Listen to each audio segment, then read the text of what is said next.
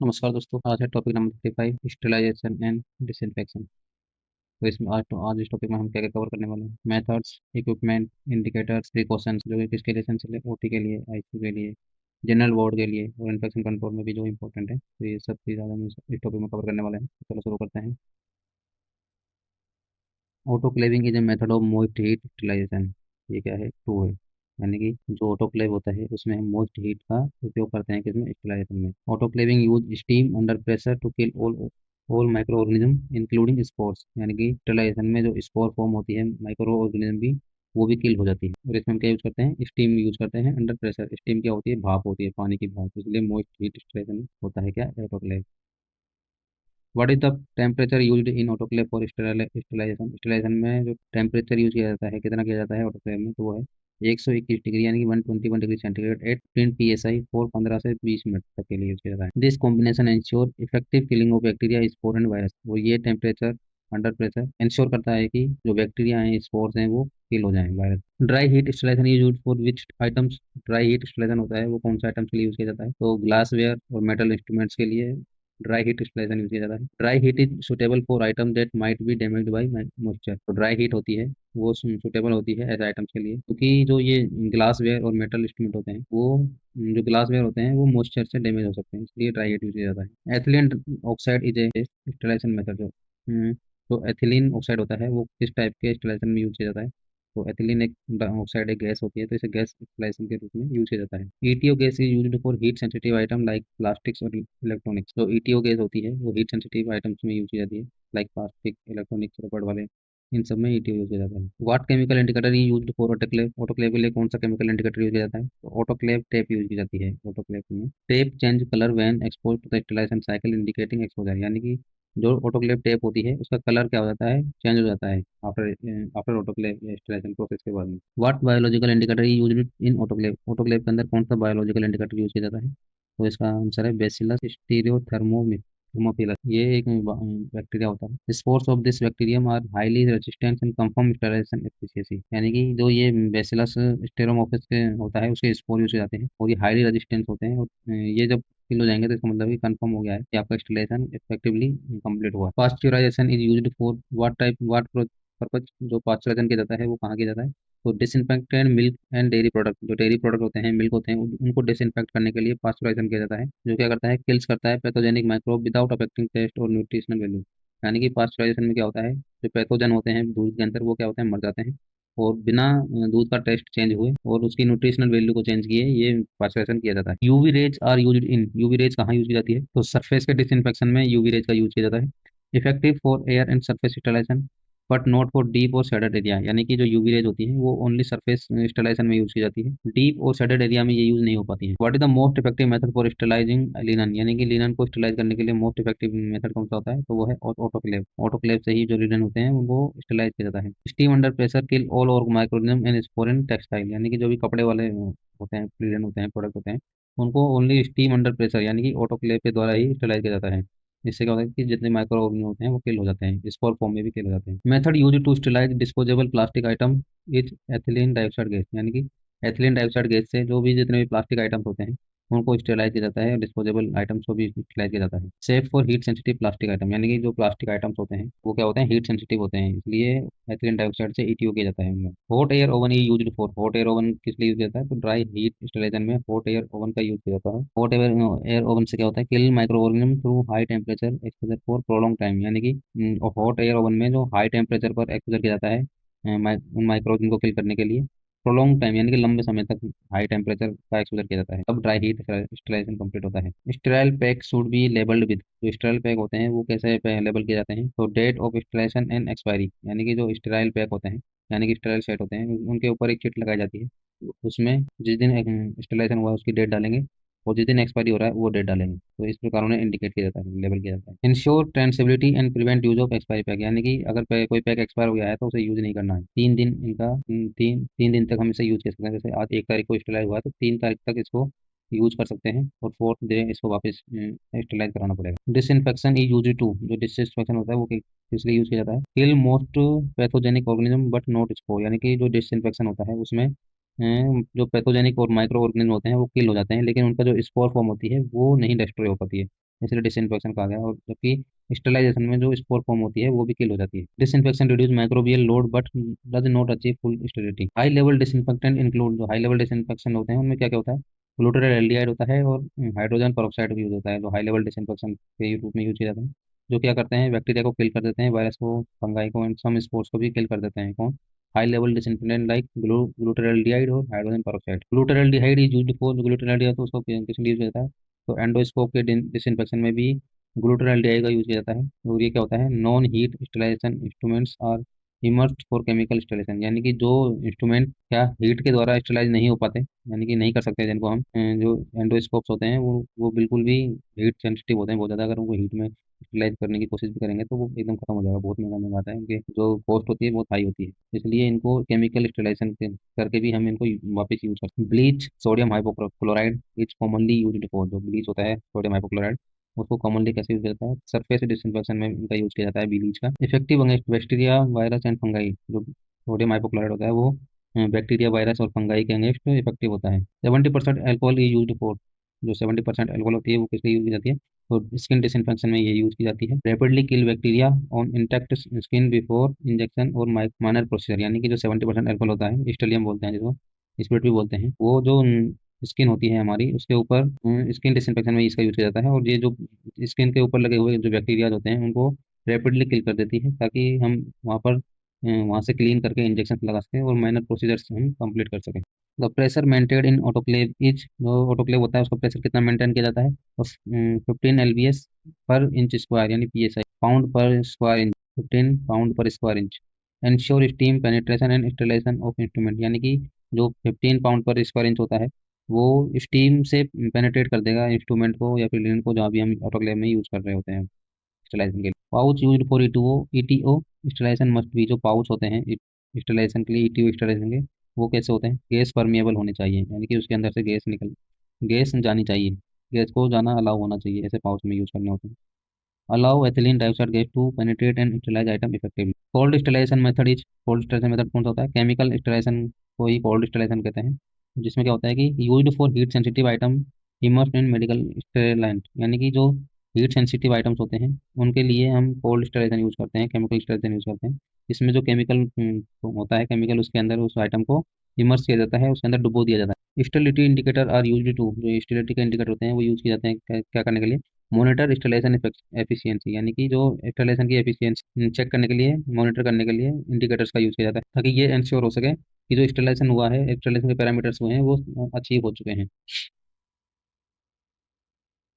Colour change in chemical indicator indicates, यानी कि तो इंडिकेटर का अगर कलर चेंज हुआ है केमिकल इंडिकेटर का, तो वो क्या इंडिकेट करेगा कि एक्सपोजर टू स्टेलाइजेशन साइकिल, यानी कि जो स्टेलाइजेशन की साइकिल होती है वो कंप्लीट हो गई है, उसका कंप्लीट एक्सपोजर हो गया है। Confirm that the pack has undergone sterilisation process, यानी कि स्टेलाइजेशन के साइकिल के बाद में जो कंफर्म हो जाएगा कि जो इंस्टॉलेशन प्रोसेस है वो कंप्लीट हो चुकी है, अच्छी तरह से कंप्लीट हुई। Instrument should be clean before installation to, यानी कि जो भी इंस्ट्रूमेंट होते हैं वो क्लीन होने चाहिए स्टरलाइजेशन से पहले। क्यों? ताकि जो बायो बर्डन हो वो क्या हो जाए, रिमूव हो जाए, यानी कि जैसे इंस्ट्रूमेंट होते हैं उनके ऊपर ब्लड लगा हुआ होता है तो उस ब्लड को हटा देना है, ताकि वो जो ब्लड है वो उसी के ऊपर जमा हुआ ना रहे।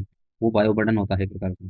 अगर हम बिना धुले धुले हुए इंस्ट्रूमेंट्स का स्टरलाइजेशन करवाएंगे तो वो उसके ऊपर हमेशा के लिए चिपके हुए रह जाएंगे, और वो जो भी इंस्ट्रूमेंट होता है वो ज़्यादा दिन हम यूज़ नहीं कर पाएंगे।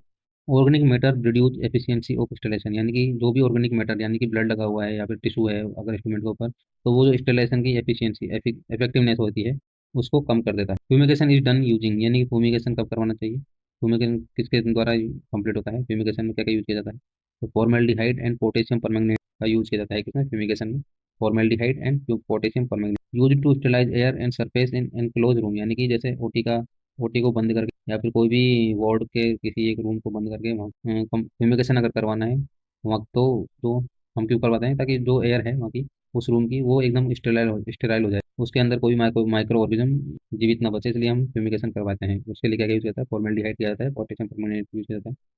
और जो रूम को क्लोज करते हैं उसकी सरफेस के ऊपर कम्प्लीटली गैस के रूप में जो फ्यूम्स हैं वो लगने चाहिए, इसलिए इसको कमरे को बंद कर देते हैं। इंस्ट्रूमेंट वाशर डिसइंफेक्टर, जो वाशर डिसइंफेक्टर होता है वो कौन सा होता है, तो machine for automatic instrument cleaning, यानी कि एक ऐसी मशीन का यूज कर रहे हैं जिसमें हम आफ्टर ओटी, आफ्टर प्रोसीजर, हम जितने भी इंस्ट्रूमेंट्स होते हैं उनको क्लीन करने के लिए एक ऑटोमेटिक मशीन के अंदर डाल देते हैं। वो वहाँ पर वो जो जो भी ब्लड होता है या टिश्यू होते हैं तो उसके अंदर से वो उस मशीन में डालने के बाद वो हट जाता, वो अच्छे से क्लीन हो जाता है इंस्ट्रूमेंट। इसमें क्या होगा, रिड्यूस होगी क्या, मैनुअल हैंडलिंग, यानी कि मतलब कि हम अगर खुद के हाथ से अगर काम कर रहे हैं तो वो क्या है, रिड्यूस हो जाएगी, कम काम हमें करना पड़ेगा, मशीन काम कर रही है हमारे लिए। और जो कंसिस्टेंट डिसइंफेक्शन है वो अच्छे होगा इस प्रोसेस में।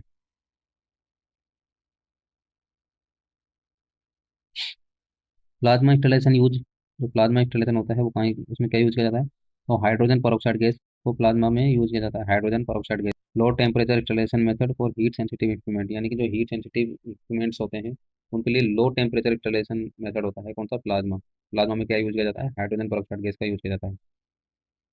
प्रायन आर बेस्ट डिस्ट्रॉयड बाई, जो प्रायन होते हैं वो किसके द्वारा बेस्ट डिस्ट्रॉय होंगे प्रायन, तो एक्सटेंडेड स्टीम इंस्टॉलेशन में जो प्रायन होते हैं वो बेस्ट डिस्ट्रॉयड होते हैं। Resistance protein require prolong exposure to high temperature, यानी कि जो रेजिस्टेंट प्रोटीन होती है यानी कि स्पोर स्पोर होते हैं वो कैसे डिस्ट्रॉय होंगे, वो होंगे हाई टेम्परेचर के प्रोलॉन्ग एक्सपोजर के बाद में ही रेजिस्टेंस प्रोटीन डिस्ट्रॉय होती है।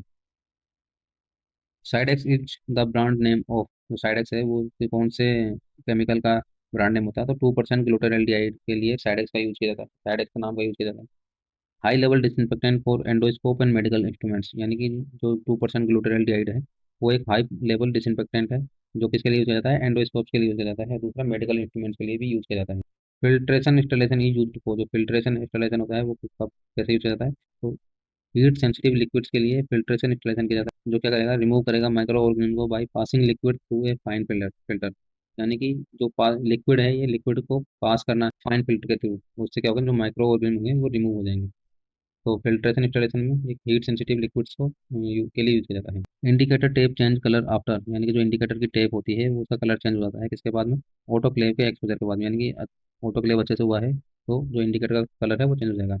जो क्या क्या कंफर्म करेगा, कंफर्म करेगा इंस्ट्रूमेंट्स हैव अंडरगोन इंस्टॉलेशन है। Sterile item should be store in, जो स्टेराइल आइटम होते हैं वो कहाँ स्टोर होने चाहिए, क्लीन है, ड्राई एंड क्लोज कैबिनेट्स में जो स्टेराइल आइटम है वो रखने चाहिए, यानी कि जहाँ पर भी हम स्टेराइल आइटम रख रहे हैं वो एकदम क्लीन होना चाहिए, ड्राई होना चाहिए और क्लोज कैबिनेट्स के लिए बने होने चाहिए। इससे क्या फायदा है, इससे फायदा है कि prevents contamination and maintain sterility until use, यानी कि जो कंटामिनेशन होने वाला है वो नहीं होगा, उससे बचे रहेंगे अगर हम सेपरेट जगह में अगर हम स्टेराइल आइटम रखते हैं, और जो स्टेरिटी है यूज करने से पहले तक उसकी मेंटेन रहे। Contaminated instrument should B pre clean using, यानी कि जो कंटामिनेटेड इंस्ट्रूमेंट्स होते हैं यानी कि यूज करने के बाद में जो इंस्ट्रूमेंट होते हैं वो प्री क्लीन किए जाते हैं, क्यों, एंजाइमेटिक सॉल्यूशंस का यूज किया जाता है वो क्लीन करने से पहले, ताकि जो ब्लड है वो ब्रेक डाउन हो जाए, टिश्यू ब्रेक डाउन हो जाए, बायोफिल्म बिफोर स्टेलाइजेशन, ये सब चीज़ हम वो सब क्या हो जाए, ब्रेक डाउन हो जाए बिफोर स्टेलाइजेशन।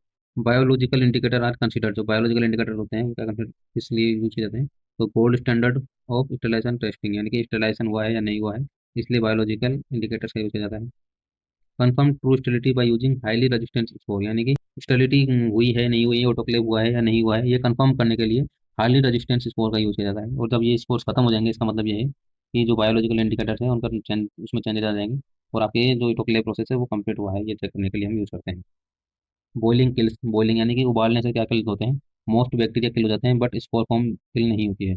ये एक प्रकार का सिंपल डिसइंफेक्शन होता है और इसमें स्टेरिलाइजेशन नहीं होता है। कोविडीन आयोडीन इज यूज्ड फॉर, जो कोविडीन आयोडीन होता है उसका उपयोग क्यों किया जाता है, तो सर्जिकल साइट डिसइंफेक्शन, यानी कि बिफोर सर्जरी हम जहाँ सर्जरी करने वाले हैं, इंसिजन जहाँ लगने वाला है उस सर्जिकल साइट को डिसइंफेक्ट करने के लिए हम कोविडीन आयोडीन का यूज करते हैं। Broad spectrum antiseptic for skin preparation, यानी कि जो कोविडीन आयोडीन होता है वो एक ब्रॉड स्पेक्ट्रम एंटीसेप्टिक होता है, इसका यूज करने से हम जो जहाँ भी इंसिजन लगना होता है उसको हम अच्छे से क्लीन कर देते हैं ताकि वहाँ पर कोई भी बैक्टीरिया जिंदा ना रहे। Surgical hand scrub should last for, जो सर्जिकल हैंड स्क्रब होता है उसका उपयोग कब तक करना चाहिए, कम से कम 2 से 5 मिनट तक का यूज करना चाहिए सर्जिकल हैंड स्क्रब का यूज करते समय। इससे क्या होगा कि जो माइक्रोबियल लोड होगा आपके स्किन के ऊपर वो क्या होगा, कम हो जाएगा, उसका जो माइक्रोबियल लोड है वो रिड्यूस हो जाएगा। कोई भी प्रोसीजर हम स्टार्ट करते हैं एसेप्टिक प्रोसीजर तो उससे पहले हमें सर्जिकल हैंड स्क्रब का यूज करना होता है, कम से कम 2 से 5 मिनट तक हमें इसका यूज करना है, अच्छे से हाथ धोने होते हैं। एसेप्सिस मीन, एसेप्सिस का मतलब होता है एब्सेंस ऑफ माइक्रो ऑर्गेनिज्म, यानी कि माइक्रो ऑर्गेनिज्म का एब्सेंस कहलाती है एसेप्सिस। इससे क्या होगा, प्रिवेंट होगा इन्फेक्शन ड्यूरिंग सर्जरी और इन्वेसिव प्रोसेस, यानी कि कोई भी इन्वेजिव प्रोसेस, यानी स्किन के अंदर स्किन के नीचे अगर कोई प्रोसीजर हो रहा है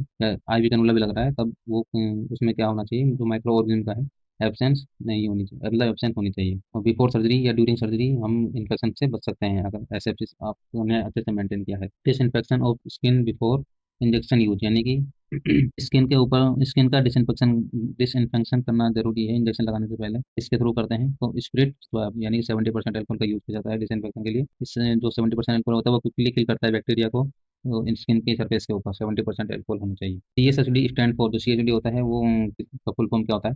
सेंट्रल स्टेराइल सप्लाई डिपार्टमेंट, यानी कि central sterile supply department CSHD होती है, जो क्या किस लिए होती है? Responsible for sterilisation, storage and distribution of instrument, यानी कि जो CSD होती है वहाँ पर इंस्टॉलेशन का प्रोसेस कंप्लीट होता है, वहाँ पर सारे इंस्ट्रूमेंट्स के सेट्स रखे जाते हैं, और वो अच्छे से डिस्ट्रीब्यूशन ऑफ इंस्ट्रूमेंट्स में करने के लिए भी जिम्मेदार होती है। Sterilisation method are selected based on, जो स्टेलाइजेशन का मेथड होता है वो किस पर बेस्ड होता है? तो मटेरियल टाइप एंड यूजेज पर होता है, जो इंश्योर करता है सेफ्टी विदाउट डैमेजिंग इंस्ट्रूमेंट, यानी कि जो भी इंस्ट्रूमेंट हम दे रहे हैं उनको डैमेज नहीं करना है। प्री वैक्यूम ऑटोक्लेव्स क्या होते हैं? Remove air before steam injection, यानी कि जो एयर होती है, एयर मतलब ऑटोक्लेव करने से पहले उसको रिमूव करना है एयर को, और स्टीम इंजेक्शन करना मतलब स्टीम के थ्रू ऑटोक्लेव करना होता है। Ensure better steam penetration in installation of wrapped item, यानी कि जो भी आइटम हम ब्रेप करके देते हैं इंस्टॉलेशन के लिए, उसमें स्टीम अच्छे से अंदर तक जानी चाहिए।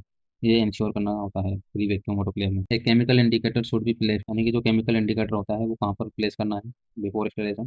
तो इनसाइड एवरी स्टेराइल पैक, यानी कि स्टेराइल पैक, यानी कि जो भी आइटम हम स्टेराइल का लिंक दे रहे हैं उसके अंदर हमें एक केमिकल इंडिकेटर देना होता है, जो कंफर्म करती है स्टेरिलिएंट एज पेनिट्रेटेड ऑल कंटेंट, यानी कि जिसके थ्रू हम स्टेराइजेशन हुआ है उसमें जैसे ही स्टेराइजेशन साइकिल कंप्लीट होगा तो जो केमिकल इंडिकेटर का कलर चेंज हो जाएगा। Bacterial spore are destroyed only by, जो बैक्टीरिया के स्पोर होते हैं वो ओनली किसके थ्रू डिस्ट्रॉय होंगे?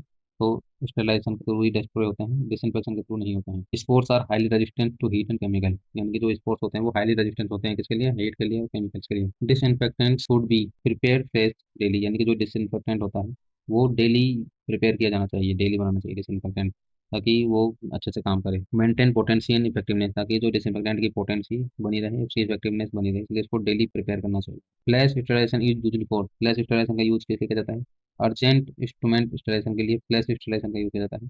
ये एक शॉर्ट साइकिल इंस्टॉलेशन होता है जिसमें आइटम्स का इमीडिएट यूज कर सकते हैं उसमें यूज करने के बाद में। Phenol and chlorine are common, जो फिनोल और क्लोरीन होते हैं वो किस टाइप के डिसइंफेक्टेंट होते हैं? तो ये एक प्रकार का एनवायरमेंटल डिसइंफेक्टेंट होते हैं। इसका यूज कहाँ किया जाता है? फ्लोर्स को क्लीन करने के लिए, wall floor walls and surface का डिकंटामिनेशन करने के लिए हम यूज करते हैं किसका? फिनोल और chlorine. Instrument corrosion is prevented by, instruments के कोरोजन इसका मतलब हम कैसे प्रिवेंट कर सकते हैं? तो ड्राइंग कम्प्लीटली आफ्टर स्टेरिलाइजेशन, यानी कि स्टेरिलाइजेशन के बाद में उसको ड्राई करना है, ताकि ड्राई करने से जो कोरोजन है वो हम प्रिवेंट कर सकते हैं इंस्ट्रूमेंट से।